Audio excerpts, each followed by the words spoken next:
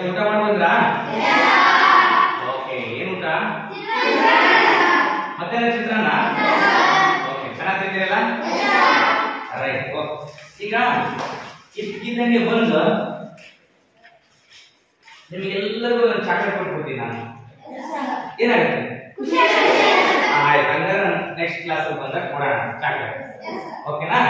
ಖುಷಿ ಆಗುತ್ತಲ್ಲ? ನೋಡಿ, ಎಲ್ಲರ ಮುಖದಾಗ ನೋವು ಬಂತಲ್ಲ? ರೈಟ್. ನೆಕ್ಸ್ಟ್ ಇನ್ನೊಂದು ಟೈಮ್ ಬಂದು ಎಲ್ಲ ಪ್ರಶ್ನೆ ಕೇಳ್ತೀನಿ,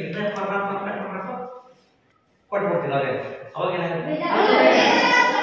ಬೇಜಾರಾಗುತ್ತೆ. ಏನಾಗುತ್ತೆ? ಅಳು ಬರುತ್ತೆ ಅಲ್ವಾ? ಅಂದ್ರೆ ನಿಮ್ಮಲ್ಲಿ ಏನೋ ವ್ಯತ್ಯಾಸ ಆಗ್ತಾ ಇರುತ್ತಲ್ಲ ಅಲ್ಲ, ಅದಕ್ಕೆಲ್ಲ ಏನಂತೀವಿ?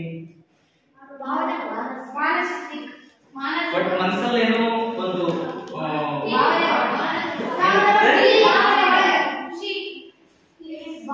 ಸಂತೋಷ ಆದಾಗ, ಬಹಳ ನಿಮ್ಮ ಮನಸ್ಸಿಗೆ ತುಂಬಾ ಇಷ್ಟ ಆಗುವಂತ ಘಟನೆಗಳು ನಡೆದಾಗ ತುಂಬಾ ಮನಸ್ಸು ಹಗುರ ಆಗುತ್ತೆ, ತುಂಬಾ ಹರ್ಷ ಪಡಬೇಕು ಅನ್ಸುತ್ತೆ ಅಲ್ವಾ? ತುಂಬಾ ಖುಷಿ ಆಗ್ತೀರಾ ಅಲ್ವಾ? ಅದೇ ರೀತಿ ನಿಮಗೆ ನೋವಿನ ಸಂಗತಿ ಏನಾದ್ರು ಇದ್ದಾಗ ಏನಾಗುತ್ತೆ? ತುಂಬಾ ಬೇಜಾರಾಗುತ್ತೆ, ದುಃಖ ಆಗುತ್ತೆ ಅಲ್ವಾ? ಕ್ರೋಧ ಆಗುತ್ತೆ, ಸಿಟ್ಟು ಬರುತ್ತೆ.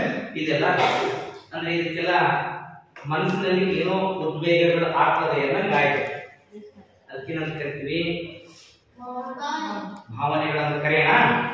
ಅರೆ, ಏನಪ್ಪ ಭಾವನೆಗಳು ಅಂದ್ರೆ, ನಮ್ಮ ಮನಸ್ಸು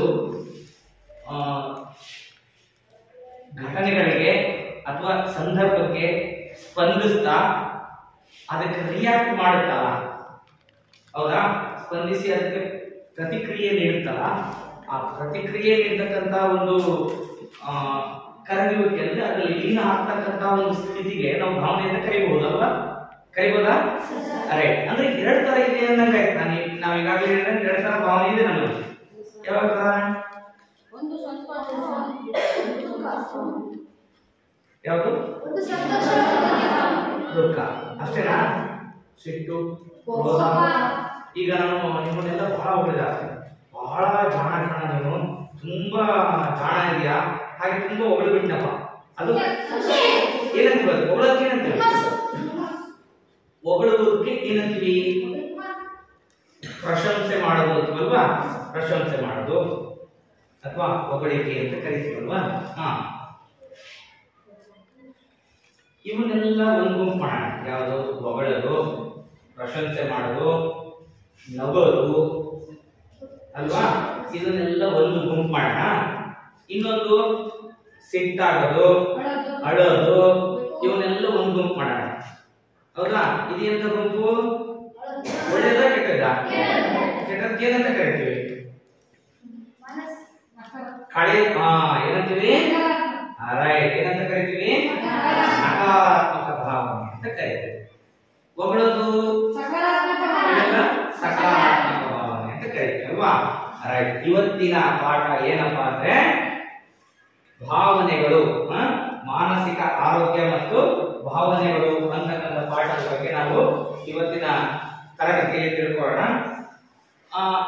ಈಗ ಪ್ರಸ್ತುತ ಸಂದರ್ಭ ಹೆಂಗಿದೆ ಅಂದ್ರೆ, ಆರೋಗ್ಯ ಎಷ್ಟು ಮುಖ್ಯನೋ, ಮನುಷ್ಯನಿಗೆ ಆರೋಗ್ಯ ಮುಖ್ಯ ತಾನೆ? ಯಾರ ಆರೋಗ್ಯ ಮುಖ್ಯ ಇಲ್ಲ ಅನ್ನೋಂತ ಇದ್ದೀರಾ? ಇಲ್ಲ, ಆರೋಗ್ಯ ಮುಖ್ಯ ತಾನೆ? ಪ್ರೆಸೆಂಟ್ ಸಿಚುವೇಶನ್ ಹೆಂಗಿದೆ ಅಂದ್ರೆ, ಬಹಳಷ್ಟು ಜನ ಅತಿ ಹೆಚ್ಚು ಇನ್ವೆಸ್ಟ್ ಮಾಡ್ತಕ್ಕಂಥದ್ದು ಅಂದ್ರೆ ಆರೋಗ್ಯದ ಮೇಲೆ ಇನ್ವೆಸ್ಟ್ ಮಾಡ್ತಾ ಇದ್ದಾರೆ. ಅಂದ್ರೆ ಮನುಷ್ಯನಿಗೆ ಬಹಳ ಮುಖ್ಯವಾಗಿ ಬೇಕಾಗಿರೋದು ಯಾವುದು? ಆರೋಗ್ಯ. ಈ ಆರೋಗ್ಯ ಹಾಳಾಗ್ತಾ ಇರೋದು ಹೆಚ್ಚಿನ ಭಾಗ, ಈಗ ಇತ್ತೀಚಿನ ಸಂಶೋಧನೆಗಳ ಪ್ರಕಾರ ಹೆಚ್ಚಿನ ಭಾಗ ಆರೋಗ್ಯ ಹಾಳಾಗ್ತಾ ಇರೋದು ಯಾವುದರಿಂದ ಗೊತ್ತಿದೆಯಾ? ಏನಾದ್ರು ಯಾವುದರಿಂದ? ಒಟ್ಟಾರೆ ಮಾನಸಿಕ ಅಸಮತೋಲನ ಏನಾಗ್ತದೆ ಅಂತ ವ್ಯಕ್ತಿಗಳು ಬೇಗ ಅನಾರೋಗ್ಯ ಪೀಡಿತರಾಗ್ತಾರೆ. ಮಾನಸಿಕ ಅಸಮತೋಲನ ಇದೇ ವ್ಯಕ್ತಿಗೆ ಅಂದ್ರೆ ಅವನಿಗೆ ಅನಾರೋಗ್ಯ ಶುರುವಾಗಿಬಿಡ್ತದೆ ಅಂತ ಅಲ್ವಾ? ಹೆಚ್ಚಿನ ಭಾಗ ಕಾಯಿಲೆಗಳು ಬರ್ತಾ ಇರೋದು ಮನಸ್ಸಿಗೆ ಸಂಬಂಧಪಟ್ಟಂತವು ಅಲ್ವಾ? ನೀವೆಲ್ಲ ಗಮನಿಸಿದ್ರೆ ಅಲ್ವಾ? ರಕ್ತದೊತ್ತಡ, ಅಧಿಕ ರಕ್ತದೊತ್ತಡ, ಹಾಗೆ ಹಾರ್ಟ್ ಅಟ್ಯಾಕ್ ಆಗೋದು, ಅವನ್ನೆಲ್ಲ ಗಮನಿಸಿದ್ರಲ್ಲ? ಅತಿ ಹೆಚ್ಚು ಆಗ್ತಕ್ಕಂಥದ್ದು ಮನಸ್ಸನ್ನ ತುಂಬಾ ಹಿಡಿತದಲ್ಲಿ ಇಟ್ಕೊಳ್ಳದೆ ಉದ್ವೇಗಕ್ಕೊಳಗಾಗ್ತಕ್ಕಂಥದ್ದು, ಒತ್ತಡದಿಂದ ಜೀವನ ನಡೆಸ್ತಕ್ಕಂಥದ್ದು, ಅವರ ಜೀವನ ಕ್ರಮವನ್ನ ಹೇಗ್ ಬೇಕಾಗಿ ಇಟ್ಕೊಂಡಿರೋದು, ಇದೆಲ್ಲದೂ ಕೂಡ ಕಾರಣ ಆಗ್ತದೆ ಅನಾರೋಗ್ಯಕ್ಕೆ. ಆದ್ರಿಂದ ಯಾರು ಸಮತೋಲನವಾಗಿ ಆರೋಗ್ಯವನ್ನು ಕಾಪಾಡ್ಕೊಂಡಿರ್ತಾರೆ, ಸಮತೋಲನವಾಗಿ ಇಟ್ಕೊಂಡಿರ್ತಾರೆ ತನ್ನ ಮನಸ್ಸನ್ನ, ಅಂತವರು ಯಾವಾಗಲೂ ಕೂಡ ಹಿಂಗಿರ್ತಾರೆ, ಆರೋಗ್ಯವಾಗಿರ್ತಾರಲ್ವಾ. ರೈಟ್.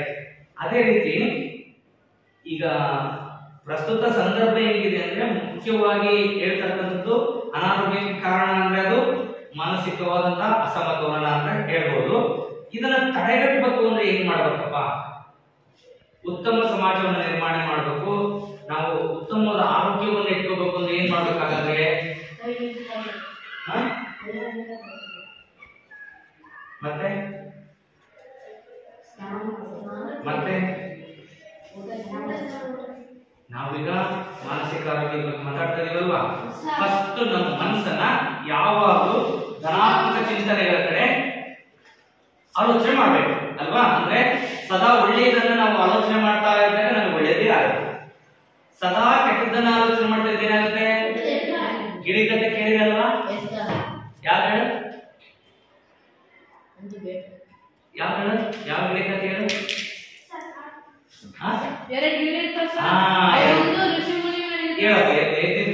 ಈಗ ಅದು ಸೂಕ್ತ ಆಗುತ್ತೆ ಅಲ್ವಾ?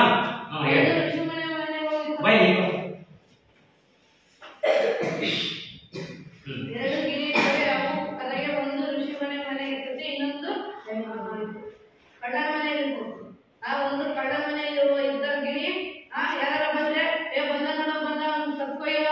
ಎಷ್ಟೇ ದುಡ್ಡು ನೋಡ್ಕೊಳ್ಳೋ ತಗೊಳ್ಳೋ ಬಂದಾಗ್ಲೋ ಅಂತಂತೆ ಇನ್ನೊಂದು ಗಿಣಿ ಋಷಿ ಮುನಿ ಮನೆ ಇರ್ತಲ್ಲ ಗಿಣಿ ಬಂದ್ರಾ ನೀರು ಕುಡಿತೀರಾ, ವಿಶ್ರಾಂತಿ ತಗೊಂತೀರಾ, ಹಣ್ಣು ತಿಂತೀರಾ ಅಂತ ಹೇಳ್ತೀವಿ. ಏನ್ ಗೊತ್ತಾಗ್ತದೆ ನಿಮಗೆ ಇದರಿಂದ? ಅವನ ಕತೆ ಹೇಳಿದಲ್ಲ ಗಿಣಿ ಅಲ್ಲ ಗಿಳಿ ಅಂತ, ಏನ್ ಕತೆ ಹೇಳಿದಲ್ಲ ಏನ್ ಗೊತ್ತಾಯ್ತು? ನಾವು ನಮ್ಮ ಮನಸ್ಸಿಗೆ, ನಮ್ಮ ಅಂತರಂಗಕ್ಕೆ ನಾವು ಏನನ್ನ ಕೊಡ್ತೀವಿ, ಒಳ್ಳೇದನ್ನ ಕೊಟ್ರೆ ಏನಾಗುತ್ತೆ? ಒಳ್ಳೇದೇ ಆಗುತ್ತೆ. ನಾನು ಒಳ್ಳೆನಾಗಬೇಕು ಅನ್ಕಂತ ಇದ್ದೇನಾಗುತ್ತೆ? ಒಳ್ಳೆನೇ ಆಗ್ತೀವಲ್ವಾ? ಒಳ್ಳೆನಾಗಬೇಕು ಅಂತ ಕೆಟ್ಟನಾಗ್ತೀರಾ? ಮತ್ತೆ ನಾನು ಒಳ್ಳೆನಾಗಬೇಕು ಅನ್ಕೊಂತ ನೀವಿದ್ರಪ್ಪ, ನೀವೆಲ್ಲರೂ ಸಂಕಲ್ಪ ಮಾಡ್ಕೊಂಡ್ಬಿಟ್ರಪ್ಪ, ನಾನು ಒಳ್ಳೆನಾಗಬೇಕು, ತುಂಬಾ ಒಳ್ಳೆ ವಿದ್ಯಾರ್ಥಿ ಆಗಬೇಕು, ಬಹಳ ಚೆನ್ನಾಗಿ ಮಾರ್ಕ್ಸ್ ತೆಗಿಬೇಕು ಅಂತ ಅನ್ಕೊಂಡ್ರಿ ಅನ್ಕೊಳ್ಳಿ, ಅವಾಗ ಏನಾಗ್ತೀರಿ? ಒಳ್ಳೆದೇ ಆಗ್ತೀರಿ. ಇಲ್ಲ ಬರೀ ತಪ್ಪಿಸ್ಕೊಳ್ಳೋದನ್ನು ಯೋಚನೆ ಮಾಡ್ತಾ ಇರ್ತೀರಿ ಅಂದ್ರೆ ಇವತ್ತು ಏನಾದ್ರು ಮಾಡಿ ಹೋಮ್ವರ್ಕ್ ಮಾಡೋದು ಬಿಟ್ಬಿಡ್ಬೇಕು, ಇವತ್ತು ಏನಾದ್ರು ಮಾಡಿ ನಾನು ಕ್ಲಾಸಲ್ಲಿ ಸುಮ್ಮನೆ ಕೂತ್ಕೊಂಡು ಟೈಮ್ ಪಾಸ್ ಮಾಡಿ ಬಂದ್ಬಿಡ್ಬೇಕು ಅನ್ಕೊಂಡ್ರೆ ಏನಾಗ್ತೀರಿ? ಯಾವುದೇ ಜ್ಞಾನ ಸಂಪಾದನೆ ಆಗಲ್ಲ, ನಿನಗೆ ಯಾವುದೇ ಲಾಭನೂ ಸಿಗಲ್ಲ, ಆದ್ರಿಂದ ನಿನ್ನ ಬೌದ್ಧಿಕ ಮಟ್ಟನೂ ಕೂಡ ಹೆಚ್ಚಿಕೊಳ್ಳಲ್ಲ. ಹಾಗಾಗಿ ಏನಾಗ್ತೀವಿ? ನಮ್ಮ ಶೈಕ್ಷಣಿಕ ಕುಂಠಿತ ಜೊತೆಗೆ ನನ್ನಲ್ಲಿ ಧನಾತ್ಮಕ ಚಿಂತನೆಗಳು ಹೊರತಾಗಿ ಋಣಾತ್ಮಕ ಚಿಂತನೆಗಳು ಹೆಚ್ಚಾಗ್ತಾವ ಅಲ್ವಾ. ಆದ್ರಿಂದ ಏನ್ ಮಾಡ್ಬೇಕು? ಸದಾ ಧನಾತ್ಮಕವಾಗಿ ಆಲೋಚನೆ ಮಾಡ್ಬೇಕು. ಈ ಮನೋಜ್ ಏನ್ ಕಥೆ ಹೇಳಿದ್ನಲ್ಲ, ಈಗ ಮನೋಜ್ ಕಥೆ ಹೇಳಿರೋದಕ್ಕೆ ಅರ್ಥ ಏನು ಅಂದ್ರೆ, ಈಗ 2 ಗಿಳಿ ಕಥೆ ಹೇಳಿದ ಅಂದ್ರೆ ದಾರಿಯಲ್ಲಿ ಹೋಗುವಾಗ 2 ಗಿಳಿ ಇರ್ತಾವಂದ್ರೆ, ಆ ಗಿಳಿ ಒಬ್ಬೊಂದು ಋಷಿ ಮುನಿ ಸಾಕ್ತಾನೆ, ಇನ್ನೊಂದು ದರೋಡೆಕೋರ ಕಳ್ಳ ಸಾಕ್ತಾನೆ. ಆಗ ದರೋಡೆಕೋರ ಏನನ್ನ ಆಲೋಚನೆ ಮಾಡ್ತಾನೆ? ಸದಾ ಕೆಟ್ಟದಾಗ ಆಲೋಚನೆ ಮಾಡ್ತಿರ್ತಾನೆ ಅಲ್ವಾ. ಏನಂತ ಯೋಚನೆ ಮಾಡ್ತಾನೆ? ಅವನ ಭಾಷೆ ಏನಿರ್ತದೆ? ಸದಾ ಅಂದ್ರೆ ಇಳಿ ಮಡಿ ಕಡಿ ಇವೇ ಇರ್ತಾವಲ್ವಾ. ಅವನ್ ಬಂದ ಇಟ್ಕೊಳ್ಳೋ, ಅವನ್ ಬಂದ ದೋಚ್ಕೊಳ್ಳೋ, ಇದನ್ನೇ ಹೇಳ್ತಿರ್ತಾನೆ. ಅದನ್ನ ಕೇಳಿ ಕೇಳಿ ಕೇಳಿ ಗಿಳಿ ಏನಾಗಿರುತ್ತೆ? ಅದು ಹಂಗೆ ಕಲಿತದೆ ಅಲ್ವಾ. ಅಂದ್ರೆ ಎಲ್ಲಿ ಸದಾ ಧನಾತ್ಮಕ ಚಿಂತನೆಗಳಿರ್ತೋ ಅಲ್ಲಿ ಧನಾತ್ಮಕ ಚಿಂತನೆ ಇರುತ್ತೆ, ಎಲ್ಲಿ ಋಣಾತ್ಮಕ ಚಿಂತನೆ ಇರುತ್ತೋ ಅಲ್ಲಿ ಋಣಾತ್ಮಕ ಚಿಂತನೆ ಇರುತ್ತೆ. ಅಲ್ಲಿ ಕಳ್ಳನಂದ್ರೆ ಇದ್ದದ್ದು ಏನಾಯ್ತು? ಕೆಟ್ಟದನ್ನೇ ಕಲಿತು. ಋಷಿ ಹತ್ರ ಹೇಳಿದಾಗ ಏನಾಯ್ತು? ಋಷಿ ಮುನಿ ಸದಾ ಅತಿಥಿಗಳನ್ನ ಸತ್ಕರಿಸೋದು, ಹಾಗೆ ಒಳ್ಳೊಳ್ಳೆ ಮಾತನಾಡೋದು, ಸತ್ಸಂಗಗಳನ್ನ ಮಾಡೋದು, ಇದನ್ನೆಲ್ಲ ಕೇಳಿ ಕೇಳಿ ಕೇಳಿ ಆ ಗಿಳಿ ಏನಾಗುತ್ತೆ? ಸದಾ ಒಳ್ಳೆಯದನ್ನ ಕಲಿಯುತ್ತೆ, ಸಂಸ್ಕಾರವನ್ನ ಕಲಿಯುತ್ತೆ. ಬನ್ನಿ ಹೋಗಿ ಕೊಟ್ಕೊಡಿ, ಹುಷಾರಿದ್ದೀರಾ, ಆರಾಮಿದ್ದೀರಾ, ಹೇಗಿದ್ದೀರಾ, ನೀರು ಕುಡಿತೀರಾ, ಹೀಗೆ ಒಳ್ಳೊಳ್ಳೆ ಮಾತುಗಳನ್ನ ಆಡೋದು. ಇದು 2 ಗಿಳಿಗಳ ಮಧ್ಯೆ ಯಾಕೆ ವ್ಯತ್ಯಾಸ ಆಯ್ತು? 2 ಕೂಡ ಒಂದೇ ಕೊಠಡಿಯಲ್ಲಿ ಸಿಕ್ಕಂತ ಗಿಳಿಗಳು. ಆದ್ರೆ ಯಾಕೆ ವ್ಯತ್ಯಾಸ ಆಯ್ತು ಅಂದ್ರೆ ನಾವು ಏನನ್ನ ತುಂಬ್ತೀವಲ್ವ ಮನಸ್ಸಿಗೆ ಅದು ನಮ್ಮಿಂದ ಔಟ್ಪುಟ್ ಹೊರಗೆ ಹೋಗುತ್ತೆ ಅಲ್ವಾ, ಅದು ರಿಸಲ್ಟ್ ಕೊಡುತ್ತೆ. ನಮಗೆ ಒಳ್ಳೆದನ್ನ ತುಂಬಿದ್ರೆ ಒಳ್ಳೆ ರಿಸಲ್ಟ್ ಅನ್ನ ಕೊಡುತ್ತೆ, ಕೆಟ್ಟದನ್ನ ತುಂಬಿದ್ರೆ ಕೆಟ್ಟ ರಿಸಲ್ಟ್ ಅನ್ನ ಕೊಡುತ್ತೆ. ಆದ್ರಿಂದ ನಾವೇನ್ ಮಾಡ್ಬೇಕು, ಒಳ್ಳೆದನ್ನ ಕಲಿಬೇಕಾ ಕೆಟ್ಟದನ್ನ ಕಲಿಬೇಕು? ಒಳ್ಳೆದನ್ನ ಕಲಿಬೇಕು. ರೈಟ್, ಎಲ್ಲ ಸಂಕಲ್ಪ ಮಾಡೋಣ. ಒಂದು ಸಣ್ಣ ಎಕ್ಸರ್ಸೈಸ್ ಅನ್ನು ಮಾಡೋಣ. ಒಳ್ಳೆ ಆಲೋಚನೆಗಳ ಕಡೆ ಹೋಗ್ಲಿಕ್ಕೆ ನಮ್ಮ ಮನಸ್ಸನ್ನ ಟ್ರೈನ್ ಅಪ್ ಮಾಡೋಣ. ಓಕೆ, ನಾವು ಬ್ರೈನ್ಗೆ ಹೆಂಗೆ ಕಲಿಸ್ತೀವೋ ಹಂಗೆ ಕಲಿತಾ ಹೋಗೋದು. ಓಕೆ, ಬ್ರೈನ್ ಹೇಳೋಣ ಏನಂದ್ರೆ ತುಂಬಾ ದೃಢವಾಗಿ ಹೇಳೋಣ. ನೇರವಾಗಿ ಕೂತ್ಕೊಳ್ಳಿ, ಕೈಯನ್ನ ಬೆಂಚ್ ಮೇಲೆ ಇಡಿ, ಆರಾಮ ಮೊಣಕೈಯನ್ನು ಮುರಿ, ನೇರವಾಗಿ ಆರಾಮ ಕೂತ್ಕೊಳ್ಳಿ. ಸಿಟ್ ಪ್ರಾಪರ್ಲಿ, ಆರಾಮ ಕೂತ್ಕೊಳ್ಳಿ. ನೇರ ಇದೆ, ಕತ್ತು ನೇರ, ಕತ್ತು ನೇರ. ಕಣ್ಣನ್ನು ಮುಚ್ಚಿ,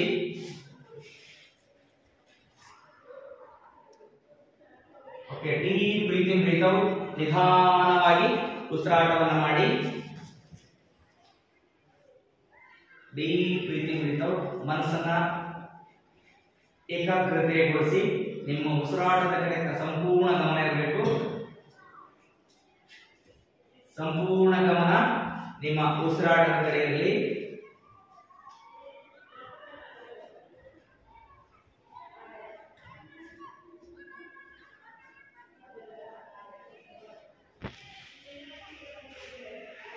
ಆಲೋಚನೆ ಮಾಡಬೇಕು, ನೀವು ಈ ಒಂದು ವಾರದಲ್ಲಿ ಯಾರ್ಯಾರಿಗೆಲ್ಲ ಸಹಾಯ ಮಾಡಿದ್ದೀರಾ, ಹಾಗೆ ಎಷ್ಟು ಒಳ್ಳೆ ಕೆಲಸಗಳನ್ನ ಮಾತ್ರ ನೆನಪು ಮಾಡ್ಕೊಳ್ತಾ ಬನ್ನಿ.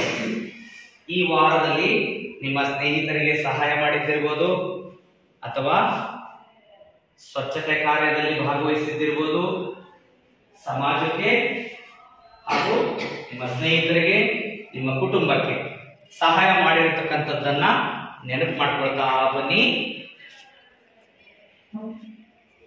ಒಂದೊಂದಾಗಿ ನೆನಪು ಮಾಡ್ಕೊಳ್ತಾ ಬನ್ನಿ. ಪಟ್ಟಿ ಮಾಡ್ತಾ ಹೋಗಿ ಮನಸ್ಸಲ್ಲಿ.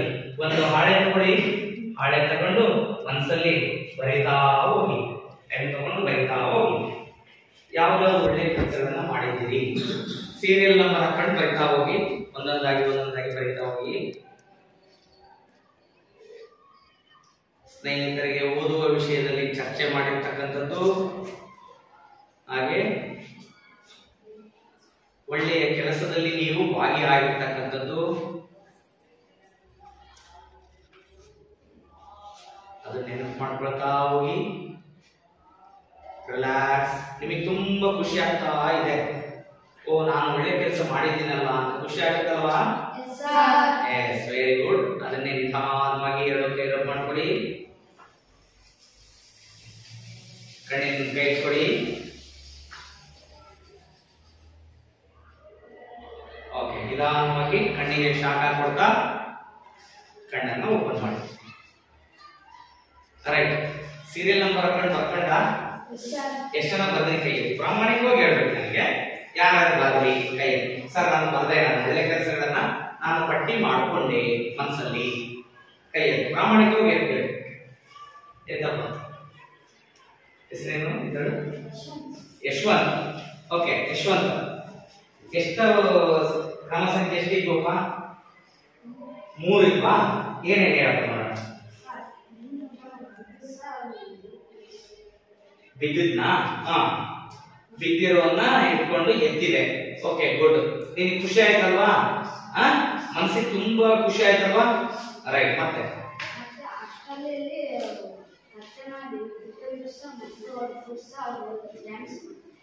ಓಕೆ, ಯಾರೋ ತಟ್ಟೆ ಬಿಟ್ಟೋಗಿದ್ರು, ಅವ್ರಿಗೆ ತಗೊಂಡೋಗಿ ಕೊಟ್ಟೆ, ಅವಾಗ ಖುಷಿ ಆಯ್ತು ನಿನಗೆ.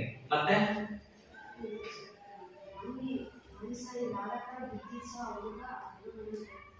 ಬಿದ್ದಿರೋದ್ನ ಹುಡುಗ ಆಡ್ತಾ ಇದ್ದ, ಬಿದ್ದಿದ್ದ, ಅವನಿಗೆ ಹೆಲ್ಪ್ ಮಾಡಿದ.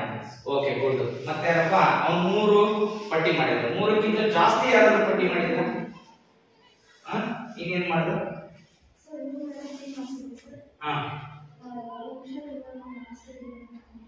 Okay, right. ಇದಕ್ಕೊಂದು ಕಥೆ ಹೇಳ್ತೀನಿ ಚಿಕ್ಕದಾಗಿ. ಏನಪ್ಪಾ ಅಂದ್ರೆ,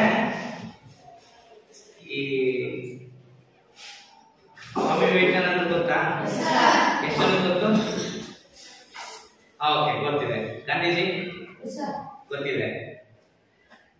ಲಾಲ್ ಬಹದ್ದೂರ್ ಶಾಸ್ತ್ರಿಜಿ ಗೊತ್ತಿದೆ. ಅವರೆಲ್ಲ ಗೊತ್ತಿದಾರಲ್ಲ. ಈ ಗೊತ್ತಿದ್ದಾರೆ ಅಂತ ಹೇಳ್ತಕ್ಕಂಥ ಮಹಾನ್ ವ್ಯಕ್ತಿಗಳನ್ನೆಲ್ಲ ನೆನಪು ಮಾಡ್ಕೊಂತ ಬನ್ನಿ. ಅವರೆಲ್ಲರೂ ಕೂಡ ಸ್ವಾರ್ಥಕ್ಕಿಂತ ಹೆಚ್ಚಾಗಿ ಪರೋಪಕಾರವನ್ನ ಮಾಡಿದಂಥವ್ರು ಆಗಿರ್ತಾರೆ. ನೆನಪು ಮಾಡ್ಕೊಂಡ್ ಬನ್ನಿ. ಅದಕ್ಕಾಗಿನೇ ಅವರನ್ನ ಸಮಾಜ ಸದಾ ನೆನಪಾಗಿಟ್ಕೊಂಡಿರುತ್ತೆ. ಹೌದಾನೆ? ಅಂದ್ರೆ ತನಗಾಗಿ ಮಾಡ್ಕೊಳ್ಳೋದಕ್ಕಿಂತ ಸಮಾಜದ ಒಳಿತಿಗಾಗಿ ಸ್ವಾರ್ಥವನ್ನ ಬಿಟ್ಟು ಯಾರು ಕರ್ತವ್ಯ ನಿರ್ವಹಿಸಿರ್ತಾರಲ್ವಾ ಅವರನ್ನ ಸದಾ ಸಮಾಜ ನೆನಪಿನಲ್ಲಿ ಇಟ್ಕೊಳ್ಳುತ್ತೆ. ಹೌದನಪ್ಪ? ಆದ್ರಿಂದ ನಾವು ಯಾವತ್ತೂ ಕೂಡ ಸಮಾಜಕ್ಕೆ ಎಂತವರಾಗಿರ್ಬೇಕು? ಒಳ್ಳೆಯದಾಗಿರ್ಬೇಕು. ಒಳ್ಳೆಯದಾಗಿರ್ಬೇಕು ಅಂದ್ರೆ ನಾವು ಎಂತ ಭಾವನೆಗಳನ್ನ ರೂಢಿಸಿಕೊಂಡಿರ್ಬೇಕು? ಎಂತ ಭಾವನೆಗಳನ್ನ ರೂಢಿಸ್ಕೋಬೇಕು? ಒಳ್ಳೆಯ ಭಾವನೆಗಳನ್ನ ರೂಢಿಸ್ಕೊಳ್ಬೇಕು. ಅಂದ್ರೆ ಸಮಾಜದಲ್ಲಿ ನಾನು ಬದುಕಬೇಕು ಅಂದ್ರೆ, ಸಮಾಜದಲ್ಲಿ ತುಂಬಾ ಆರೋಗ್ಯಕರವಾಗಿ ಜೀವನವನ್ನ ಸಾಗಿಸ್ಬೇಕು ಅಂದ್ರೆ ನಾವು ಸಮಾಜಕ್ಕೆ ಆದಷ್ಟು ಹೊಂದಿಕೊಳ್ತಾ ನಮ್ಮ ತನವನ್ನ ಬಿಟ್ಟುಕೊಳ್ಳದೆ ಒಳ್ಳೆಯ ಮಾರ್ಗದಲ್ಲಿ ಸಾಕ್ತಕ್ಕಂತಹ ಒಂದು ದಾರಿಯನ್ನು ಹುಡುಕೊಳ್ಬೇಕು ತಾನೆ? ರೈಟ್. ಅದನ್ನ ನಾವು ಎಲ್ಲರೂ ಕೂಡ ಮಾಡೋಣ. ಹಾಗೆ ವಿಶ್ವ ಆರೋಗ್ಯ ಸಂಸ್ಥೆ ಹೇಳುತ್ತೆ, ಗೊತ್ತಲ್ಲ? WHO ಗೊತ್ತಾ? WHO WHO ಎಲ್ಲಿದೆ ಕೇಂದ್ರ ಕಚೇರಿ? ರೈಟ್. ವಿಶ್ವ ಆರೋಗ್ಯ ಸಂಸ್ಥೆ ಹೇಳುತ್ತೆ ಇದ್ರ ಬಗ್ಗೆ ಒಂದು ಡೆಫಿನೇಷನ್ ಅನ್ನ. ವ್ಯಕ್ತಿ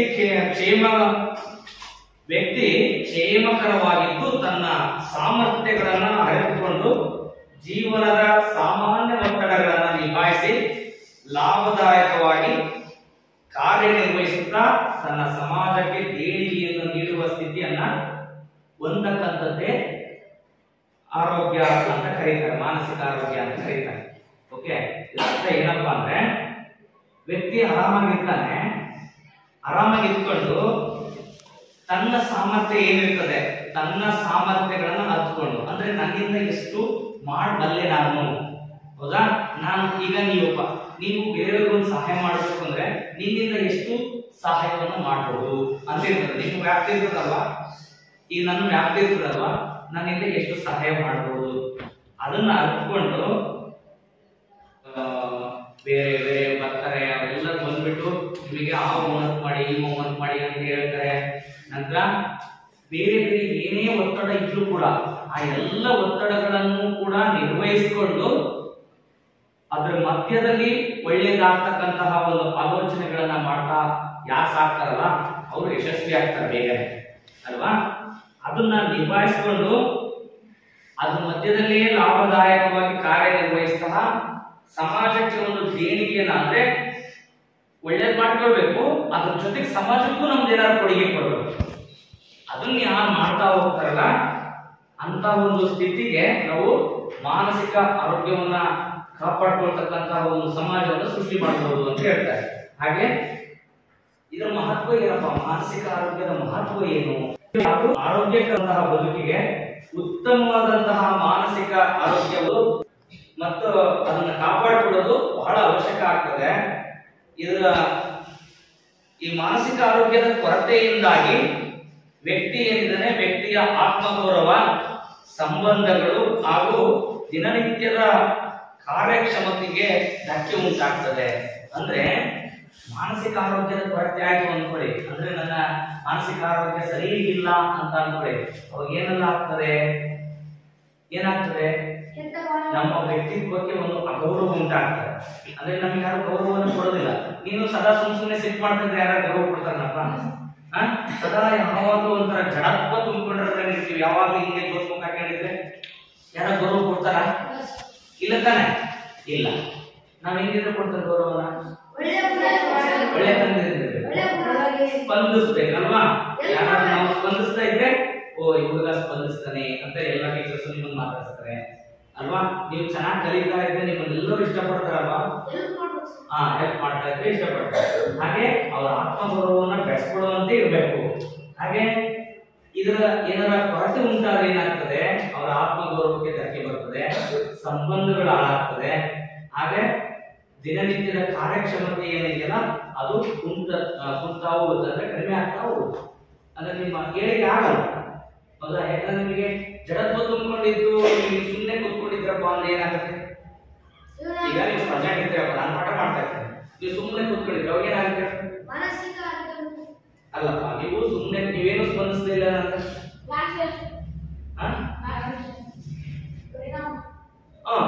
ಅದು ನಿಮಗೆ ಪರಿಣಾಮಕಾರಿ ಆಗಲ್ಲ ಅಲ್ವಾ? ಸುಮ್ಮನೆ ಕುತ್ಕೊಂಡು ಸುಮ್ಮನೆ ಇರೋದು ಏನಾಗುತ್ತೆ? ಅರ್ಥ ಆಗಲ್ಲ ಅಲ್ವಾ? ಅರ್ಥ ಆಗ್ಲಿಲ್ಲ ಅಂದ್ರೆ ನಿಮ್ಮ ಬೌದ್ಧಿಕ ಮಟ್ಟ ಹೆಚ್ಚುತ್ತಾ? ಇಲ್ಲ, ಬೌದ್ಧಿಕ ಮಟ್ಟ ಕುಂಠಿತ ಆಗುತ್ತೆ ಅಲ್ವಾ? ಅದರಿಂದ ನಿಮ್ಮ ಬುದ್ಧಿಶಕ್ತಿಯನ್ನು ಹೆಚ್ಚು ಮಾಡ್ಕೊಳಿಕ್ಕಾಗಲ್ಲ, ಜ್ಞಾನವನ್ನ ತಿಳ್ಕೊಳಿಕ್ ಆಗಲ್ಲ. ಆದ್ರಿಂದ ನಾವು ಮಾನಸಿಕವಾಗಿ ಯಾವಾಗಲೂ ಏನಿರ್ಬೇಕು ಅಂದ್ರೆ ಹೆಚ್ಚು ಆಸಕ್ತಿ ಉಳ್ಳವರಾಗಿರ್ಬೇಕು.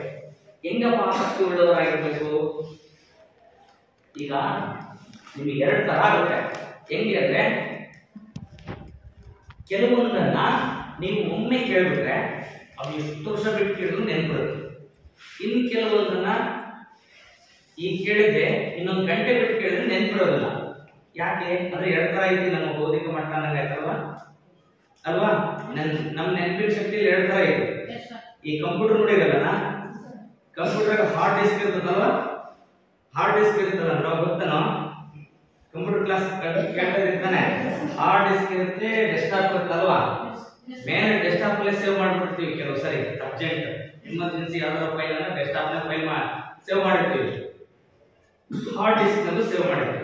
ಹಾರ್ಡ್ ಡಿಸ್ಕ್ ನ ಸೇವ್ ಮಾಡಿದ್ರು ಕಂಪ್ಯೂಟರ್ ಹಾಳಾದ್ರೂ ಕೂಡ ನಾವು ಆ ಮೆಮೊರಿನ ಎತ್ಕೋಬಹುದು ಅಲ್ವಾ? ಆದ್ರೆ ಡೆಸ್ಕ್ಟಾಪ್ ನ ಸೇವ್ ಮಾಡಿರೋದು ಬಹಳ ಆಗಿ ಅದಕ್ಕೆ ಒಂದೊಂದ್ಸರಿ ಹೋಗ್ಬಿಡ್ತಾವೆ. ಗೊತ್ತಾಯ್ತಾ? ಮೇಲೆ ಡೆಸ್ಕ್ಟಾಪ್ ನ ಮಾಡ್ತೀವಲ್ಲ ಹಂಗೆ ಹಂಗೆ ನಮ್ಮ ಬ್ರೈನು ವಿಷಯಗಳನ್ನ ಕೇಳ್ತಲ್ಲ. ಈಗ ನಾನು ಪಾಠ ಮಾಡ್ತಾ ಇದ್ದೀನಲ್ಲಪ್ಪ, ಪಾಠ ಮಾಡ್ತಾ ಇದೀನಲ್ಲ, ಆ ವಿಷಯ ನೀವು ಬಹಳ ಇಂಪಾರ್ಟೆಂಟ್. ಈಗ ಸರ್ ಮಾಡ್ತಾರ ಪಾಠ ತುಂಬಾ ಇಂಪಾರ್ಟೆಂಟ್, ಅಂದ್ರೆ ನನ್ನ ಜೀವನಕ್ಕೆ ಬೇಕಿರು ಅಂತ ನೀನು ಕೇಳಿದ್ರೆ ಅದು ಲಾಂಗ್ ಟೈಮ್ ಮೆಮೊರಿಗೆ ಹೋಗುತ್ತೆ. ಎಕ್ಸಾಂಪಲ್ ಹೇಗೆ ಅಂದ್ರೆ, ಒಂದು ಸಿನಿಮಾ ನೋಡ್ತೀರಪ್ಪ, ನೀವು ಸಿನಿಮಾ ನೋಡ್ತಿರ್ತಾನೆ, ಹೆಂಗ್ ನೋಡ್ತೀರಾ ಸಿನಿಮಾ ನೋಡೋಕ್ರ? ಯಾವುದೇ ಆಲೋಚನೆಗಳು ಬರಲ್ಲ. ಆ ಸೀನ್ ಇದೆ ಅಂದ್ರೆ ಆ ಸೀನ್ ನಲ್ಲಿ ಲೀನ ಆಗ್ತೀರಿ ನೀವು ಅಲ್ವಾ? ಆದ್ರಿಂದ ಅದು ಲಾಂಗ್ ಟೈಮ್, ಇನ್ನೂ ಒಂದು ವರ್ಷ ಬಿಟ್ಟು ಕೇಳಿದ್ರೆ ನೆನಪುತ್ತದೆ. ಆದ್ರೆ ಪಾಠ ಹಂಗಿರಲ್ಲ. ಪಾಠ ಯಾಕಿರಲ್ಲ ಅಂದ್ರೆ, ಇಲ್ಲಿ ನಾನು ಪಾಠ ಮಾಡ್ತಾ ಇದ್ರೆ ಇನ್ನೂ ಬೇರೆ ತರ ಅನ್ಸುತ್ತೆ, ಮನಸ್ಸಿನಲ್ಲೂ ಓಡೋಗಿರುತ್ತೆ ಅಲ್ವಾ? ಆದ್ರಿಂದ ಇನ್ನೂ ಆಲೋಚನೆ ಮಾಡ್ತೀವಲ್ವಾ, ಅದಕ್ಕೇನಾಗುತ್ತೆ? ಬೇಗ ಮರ್ತೋಗ್ಬಿಡ್ತಾರೆ. ಆಮೇಲೆ ಮೈಂಡು ಏನ್ ಹೇಳಿರ್ತೈತಿ? ಪಾಠ ಮಾಡಬಾರ್ದ್ರೆ ನಾನು ಕೇಳಬೇಕು ಅಂತ ಮಾತ್ರ ಹೇಳಿರ್ತದೆ.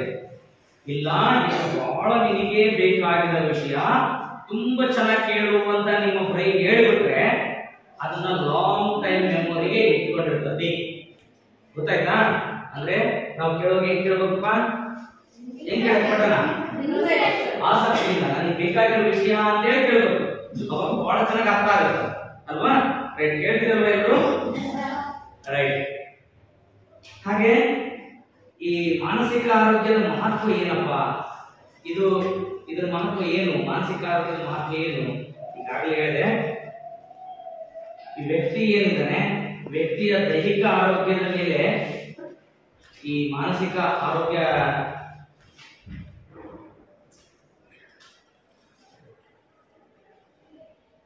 ಉತ್ತಮ ಮಾನಸಿಕ ಆರೋಗ್ಯದಿಂದ ಸ್ವತಂತ್ರವಾಗಿ ನಾನು ಸ್ವತಂತ್ರವಾಗಿ ಬದುಕಬಹುದು, ಸ್ವತಂತ್ರವಾಗಿ ಕಾರ್ಯನಿರ್ವಹಿಸಬಹುದು ಅನ್ನುವಂತ ಆತ್ಮವಿಶ್ವಾಸ ಬರ್ತದೆ ಅಲ್ವಾ? ಉತ್ತಮವಾದಂತಹ ಆರೋಗ್ಯದ ಮಾನಸಿಕ ಆರೋಗ್ಯದಿಂದ ನಾನು ಇಂಡಿಪೆಂಡೆಂಟ್ ಆಗಿ ಕೂಡ ಬದುಕಬಹುದು, ಸ್ವತಂತ್ರವಾಗಿ ನಾನು ಜೀವಿಸಬಲ್ಲೆ ಅಂತೇಳಿ ಆತ್ಮವಿಶ್ವಾಸ ಬರ್ತದೆ.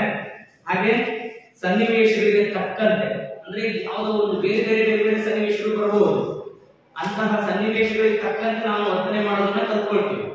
ಹೌದಾ? ಒಳ್ಳೆಯ ಮಾನಸಿಕ ಆರೋಗ್ಯ ಇತ್ತು ಅಂದ್ರೆ ನಾವು ಸನ್ನಿವೇಶಕ್ಕೆ ತಕ್ಕಂಗೆ ನಾವು ಅದಕ್ಕೆ ಹೊಂದಿಸಿಕೊಂಡು ಬದುಕ್ತಕ್ಕಂಥ ಕಲೆಯನ್ನ ನಾವು ಕಲಿತೀವಿ. ಹಾಗೆ ಮಾನಸಿಕ ಆರೋಗ್ಯ ಚೆನ್ನಾಗಿರೋದ್ರಿಂದ ಭಾವನೆಗಳ ಮೇಲೆ ನಿಯಂತ್ರಣವನ್ನ ನಾವು ಸಾಧಿಸಬಹುದು. ಅಂದ್ರೆ ಯಾವುದೇ ಬಹಳ ಸಂತೋಷವಾಗಿದ್ದಾಗ ಅತಿ ಉದ್ವೇಗಕ್ಕೊಳಗಾಗದೇ ಇರೋದು, ಅಥವಾ ದುಃಖ ಆದಾಗ ಅತ್ಯಂತ ಬೇಸರ ಆಗ್ತಕ್ಕಂತಹ ಸ್ಥಿತಿಗೆ ಹೋಗದೆ ಇರತಕ್ಕಂಥದ್ದು, ಅಂದ್ರೆ ಇಳಿತ ಇಟ್ಕೊಂಡಿರ್ತಕ್ಕಂಥ ಸಾಮರ್ಥ್ಯವನ್ನು ಪಡಿತಾ ಹೋಗ್ತೀವಿ. ಮಾನಸಿಕವಾಗಿ ಆರೋಗ್ಯ ಇಲ್ಲ. ಓಕೆನಾ? ಹಾಗೆ ಉತ್ತಮವಾದಂತಹ ಮಾನಸಿಕ ಆರೋಗ್ಯದಿಂದ ಸಮಯ ಪ್ರಜ್ಞೆ ಹೆಚ್ಚುತ್ತೆ. Very important. ಯಾವ ವ್ಯಕ್ತಿಗೆ ಸಮಯದ ಪ್ರಜ್ಞೆ ಇರ್ತದೆ ಆ ವ್ಯಕ್ತಿ ಬೇಗನೆ ಯಶಸ್ವಿ ಪಡೀತಾನಂತೆ ಅಲ್ವಾ? ಇದೊಂದು ಉದಾಹರಣೆ ಹೇಳೋಣಪ್ಪ. ನಾವು ಎಲ್ಲಿಂದ ಪ್ರಾರಂಭಿಸಬೇಕಪ್ಪ ಸಮಯ ಪ್ರಜ್ಞೆಯನ್ನ? ಹೇಳಪ್ಪ. ಬೆಳಗ್ಗೆ ಅಂದ್ರೆ ಬೆಳಗ್ಗೆ 10 ಗಂಟೆ ತನಕ ಸಮಯ ಪ್ರಜ್ಞೆ ಬೇಡವಾ? ಎಲ್ಲಿಂದ ಶುರು ಆಗ್ಬೇಕಪ್ಪ ಅಂದ್ರೆ ರಾತ್ರಿ ಮಲಗ್ತಿರಲ್ಲ, ರಾತ್ರಿ ಮಲಗುವಾಗ ನಿನ್ನ ಬ್ರೈನ್ ಹೇಳ್ಬೇಕು. ಏನಂತ ಹೇಳ್ತೀರಿ? ಎಷ್ಟು ಗಂಟೆ ಎಷ್ಟು ನಿಮಿಷ ಅಂತ ಹೇಳ್ಬೇಕು. ಪರೀಕ್ಷೆ ಮಾಡಿ, ಇವತ್ತೇ ಪರೀಕ್ಷೆ ಮಾಡಿ. ನೀವು ಇವತ್ತು ಹೋದಾಗ ರಾತ್ರಿ ಎಲ್ಲ ಓದೆಲ್ಲ ಮುಗಿಸಾದ್ಮೇಲೆ ನಿಮ್ಮ ಬ್ರೈನ್ ಹೇಳಿ, ನಾನು ಬೆಳಿಗ್ಗೆ ಇಷ್ಟು ಗಂಟೆಗೆ ಎಕ್ಸಾಕ್ಟ್ ಆಗಿ ಎದ್ದೇಳಲೇಬೇಕು ಅಂತ ಹೇಳಿ. ಎದ್ದೇಳಬೇಕು ಅಂತ ನಾನು ಹೇಳ್ತಾ ಇರೋದು, ಎದ್ದೇಳಲೇಬೇಕು ಅಂತ ಹೇಳಿ ಬ್ರೈನ್ಗೆ. ಪರೀಕ್ಷೆ ಮಾಡಿ, ಖಂಡಿತ 1-2 ನಿಮಿಷಕ್ಕಿಂತ ಮುಂಚೆನೆ ನಿಮ್ಗೆ ಎಚ್ಚರ ಆಗುತ್ತೆ.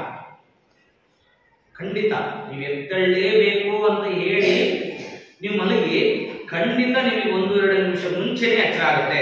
ನಿಮಗೆ ಈ ಅನುಭವ ಆಗಿರ್ತದೆ. ಎಂತ ಟೈಮ್ ಗೊತ್ತಾ? ಎಲ್ಲರ ಟೂರ್ ಹೋಗ್ಬೇಕು ಅಂತ ಮಲ್ಕೊಂಡಿದ್ರೆ, ಎಲ್ಲರ ಸ್ಪೋರ್ಟ್ಸ್ ಹೋಗ್ಬೇಕು ಇಲ್ಲ ಟೂರ್ ಹೋಗ್ಬೇಕು ಅಂತ ಅನ್ಕೊಂಡು ಮಲ್ಕೊಂಡಿರಿ.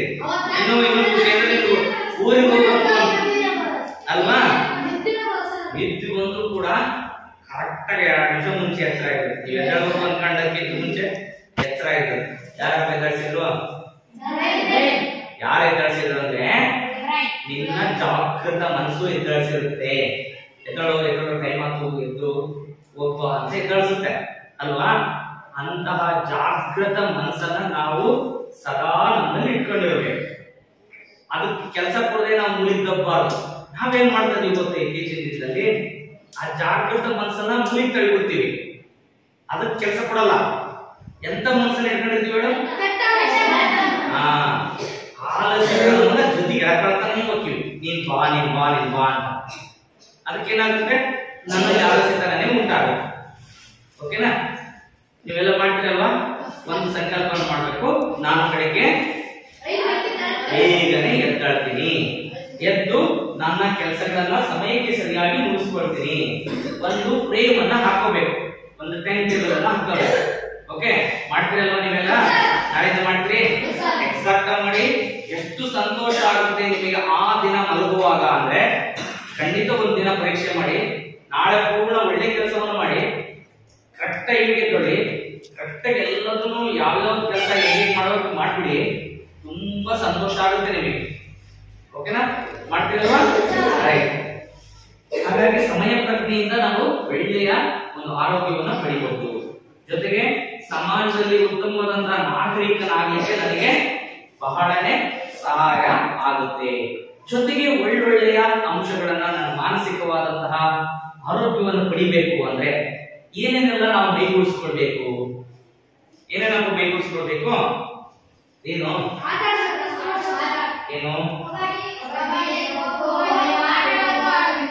ರೈಟ್. ನಿಮಗೆ ಮನೋರಂಜನೆಗೆ ಏನ್ ಬೇಕು? ಆಟ ಬೇಕಲ್ವಾ? ರೈಟ್, ಆಟ ಬೇಕು. ಲಘು ಹೇಳಿರಲ್ಲ? ರೈಟ್, ಎಲ್ಲ ಖುಷಿಯಾಗಿ ಆಡ್ತೀರಾ, ಕಲ್ಲು ಕಟ್ತಾ ಇರ್ತೀರಾ. ಅದರಿಂದ ನೀವು ಏನೇ ಮಾಡಿದ್ರು ಕೂಡ ಅದ್ರಲ್ಲಿ ಏನಿದೆ ಅಂತ ಅರ್ಥ ಮಾಡ್ಕೊಂಡು ಆಡ್ಬೇಕು ನೀವು. ಹೌದಾ? ಈಗ ಲಗೋರಿ ಆಡ್ತೀರಪ್ಪ, ಅಲ್ಲಿ ಸೈನ್ಸು ಬರುತ್ತೆ, ಮ್ಯಾಥ್ಸು ಬರುತ್ತೆ, ಮನೋರಂಜನೆನೂ ಬರುತ್ತೆ, ದೈಹಿಕ ಸಾಮರ್ಥ್ಯನೂ ಕೂಡ ಹೆಚ್ಚುತ್ತೆ ಅಲ್ವಾ? ಒಂದು ಲಗೋರಿ ಆಡ್ತೀರಪ್ಪ, ಆ ಲಗೋರಿ ಆಡೋದ್ರಿಂದ ಅಷ್ಟೆಲ್ಲ ಹೆಚ್ಚೋದ್ರಿಂದ ನಿಮ್ಮ ಮಾನಸಿಕ ಸ್ಥೈರ್ಯ ಹೆಚ್ಚುತ್ತಲ್ವಾ? ರೈಟ್. ಹೆಂಗಪ್ಪ ಬರುತ್ತೆ? ಮ್ಯಾಥ್ಸ್ ಹೆಂಗ್ ಬರ್ತದಲ್ಲಿ? ಎಷ್ಟು ಅಂತ ಕೌಂಟ್ ಬರ್ತದೆ.